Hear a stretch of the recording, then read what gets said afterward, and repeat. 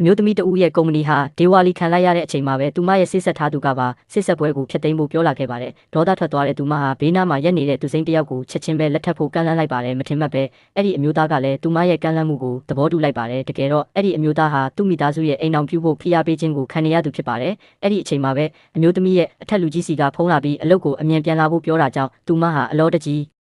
ထွက်သွားခဲ့ပါတယ်။သူမရဲ့အပြုအမူကိုကြည့်ပြီးထိုအမျိုးသားကသူမကိုစိတ်ဝင်စားစရာကောင်းသူလို့မှတ်ချက်ပြုခဲ့ပါတယ်။အလုပ်ဆင်းပြီးနောက်အမျိုးသမီးဟာသူမမှာယူထားတဲ့အထူးချုပ်ဝတ်စုံကိုတွားယူတဲ့အခါသူမအမုန်းဆုံးပြိုင်ဘက်ကအဲ့ဒီဝတ်စုံကိုဝတ်ထားတာကိုတွေ့လိုက်ရပါတယ်။ဆိုင်ဝန်ထမ်းကဝတ်စုံကိုပြန်တောင်းပေးဖို့စူးစမ်းပေမဲ့ပြိုင်ဘက်အမျိုးသမီးကဒီမိန်းကလေးရဲ့မိသားစုကအခုလေးတင်ဒေဝါလီခံလိုက်ရတာဒီလိုဈေးကြီးတဲ့ဝတ်စုံမျိုးကိုသူမမဝယ်နိုင်တော့ဘူးလို့ပြောပြီးနှိမ်ချခဲ့ပါတယ်။အဲ့ဒီနောက်ပြိုင်ဘက်ကအမြကိုသမီးရဲ့လက်ထဲမှာဝေမရသေးတဲ့လက်ကမ်းစာဆောင်တွေကိုတွေ့သွားပြီးနင်ကငါနဲ့ပြိုင်ပြီးဒီဝတ်စုံကိုဝတ်ဖို့မတန်ပါဘူးဆိုကပို့ပြီးပြင်းပြင်းထန်ထန်လောင်ပြောင်ခဲ့ပါတယ်။သူမကဆိုင်ဝန်ထမ်းကိုဝတ်စုံရဲ့ဈေးနှုန်းတစ်စိတ်ကိုဖျက်ခိုင်းလိုက်ပါတယ်။အဲ့ဒီအချိန်မှာအမျိုးသမီးကဆိုင်ဝန်ထမ်းစီကကက်ကြေးကိုယူပြီးပြိုင်ဘက်ဝတ်ထားတဲ့ဝတ်စုံရဲ့ပခုံးတိုင်းကျိုးကိုဓာတ်ရိုက်ဖျက်ချလိုက်ပါတယ်။ပြိုင်ဘက်ကဒေါသတကြီးနဲ့သူမကိုရိုက်ဖို့လက်ရွယ်လိုက်တဲ့အချိန်မှာပဲအမျိုးသမီးရဲ့အသစ်ဆက်ဆက်ခင်မွန်းရောက်လာပြီး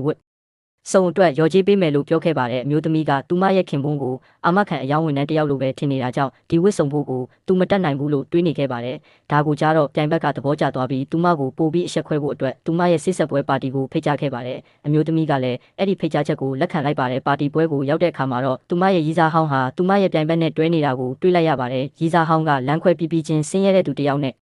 ချက်ချင်းလက်ထက်ရသလားဆိုပြီးလှောင်ပြောင်ခဲ့ပါတယ်။ဒါအပြင်သူ့ရဲ့ဆိတ်ဆက်သူပြိုင်ဘက်အမျိုးသမီးကသူ့ကိုဒေါ်လာတန်း30တန် project ကြီးတစ်ခုရအောင်ကူညီပေးထားကြောင်းသူမရဲ့ခင်ပွန်းကတော့တစ်သက်လုံးအာမခံရောင်းရင်တောင်ဒီလောက်ငွေမျိုးရှာနိုင်မှာမဟုတ်ကြောင်းကြွားဝါခဲ့ပါတယ်။ဒါပေမဲ့အမျိုးသမီးရဲ့ခင်ပွန်းကသူတို့ကုမ္ပဏီဟာမကြခင်ဒေဝါလီခံရတော့မှာဖြစ်ကြောင်းနဲ့ပါတီမှာရှိတဲ့လုပ်ငန်းရှင်အားလုံးကိုအဲ့ဒီကုမ္ပဏီနဲ့ဆက်ပြီးအလုပ်မတွဲဖို့တတိပေးလိုက်ပါတယ်။အမျိုးသမီးကတော့သူမခင်ပွန်းဟာလေလုံးထွက်